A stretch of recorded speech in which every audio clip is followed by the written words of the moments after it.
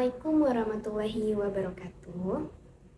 Halo semua, kembali lagi bersama saya Fadila Izati dari kelas 2023C. Pada video kali ini saya akan membahas teori psikologi sastra. Psikologi berasal dari bahasa Yunani yaitu psike yang berarti jiwa dan logos yang berarti ilmu. Jadi psikologi berarti ilmu jiwa atau ilmu yang menyelidiki dan mempelajari tingkah laku manusia. Psikologi sastra adalah kajian sastra yang memandang karya sebagai aktivitas kejiwaan. Ada 3 cara yang dapat dilakukan untuk memahami hubungan antara psikologi dengan sastra, yaitu yang pertama, memahami unsur kejiwaan pengarang sebagai penulis. Yang kedua, memahami unsur-unsur kejiwaan para tokoh. Dan yang terakhir atau yang ketiga adalah memahami unsur-unsur kejiwaan para pembaca. Ada 3 teori psikologi sastra yang cukup terkenal, yakni teori milik Sigmund Freud, Abraham Maslow, dan David Koresh. Yang pertama itu adalah teori psikologi sastra menurut Sigmund Freud. Teori Sigmund Freud ini disebut juga dengan teori psikoanalisis. Teori ini berhubungan dengan fungsi perkembangan mental manusia. Unsur kejiwaan dalam teori psikologi sastra menurut Sigmund Freud dibagi menjadi 3, yaitu id merupakan kepribadian manusia yang paling dasar. Yang kedua adalah ego, merupakan kepribadian sebagai pengarah individu.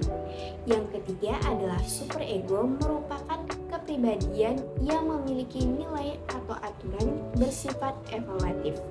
Yang kedua adalah teori psikologi sastra menurut Abraham Maslow. Teori psikologi ini disebut juga psikologi humanistik.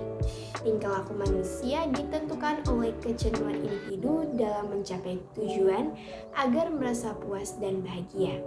Teori Abraham Maslow dikenal juga sebagai hierarki kebutuhan. Yang ketiga adalah teori psikologi sastra menurut David Koresh. Teori David Koresh menekankan pada kondisi emosi pada tiap tokoh dalam karya sastra. Klasifikasi emosi menurut David Koresh dibagi menjadi 4. Yang pertama itu ada emosi dasar, yang kedua emosi yang berhubungan dengan stimulasi sensor, yang ketiga adalah emosi yang berhubungan dengan penilaian diri sendiri, dan yang keempat adalah emosi yang berhubungan dengan orang lain. Selanjutnya, saya akan menganalisis karya sastra menggunakan teori psikologi sastra. Karya sastra yang akan saya gunakan adalah novel Pulang karya Leila Salika Chudori. Novel Pulang menceritakan kisah 4 orang buronan politik akibat peristiwa 30 September 1965. Kondisi politik Indonesia pada saat itu tidak memungkinkan mereka untuk kembali ke Indonesia. Di negara orang, mereka berjuang untuk hidup. Dimas Suryo, Nugroho Diwantoro, Rizjak, dan Cahcadi Soekarno adalah 4 pemuda yang pada saat kemelut politik September 1965 tengah berada di luar negeri. Ketiganya merupakan wartawan kantor Berita Nusantara kecuali Jai. Tokoh utama pada novel Pulang dalam menghadapi konflik batin menimbulkan berbagai gangguan psikologis ringan seperti gelisah, trauma, stres, dan depresi.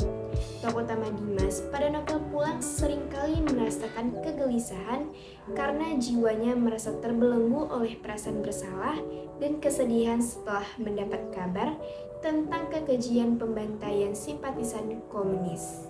Menurut cerita Aji adiknya Dimas, ibu dan Aji diinterogasi terus-terusan. Hal ini membuat Dimas khawatir akan keselamatan ibu dan adiknya Aji. Surat-surat yang berisi kabar inilah yang membuat Dimas selalu gelisah dan trauma berkepanjangan. Selain kegelisahan dan depresi, tokoh Dimas juga mengalami rasa trauma. Hal ini terjadi ketika Dimas tidak berani lagi membuka surat dari Aji karena surat-surat yang Aji kirim bertopik tragedi tragis yang membuat hati Dimas sakit. Nah, itulah tadi pembahasan mengenai analisis karya sastra menggunakan teori psikologi sastra. saya. Mohon maaf bila terdapat kesalahan. Terima kasih. Assalamualaikum warahmatullahi wabarakatuh.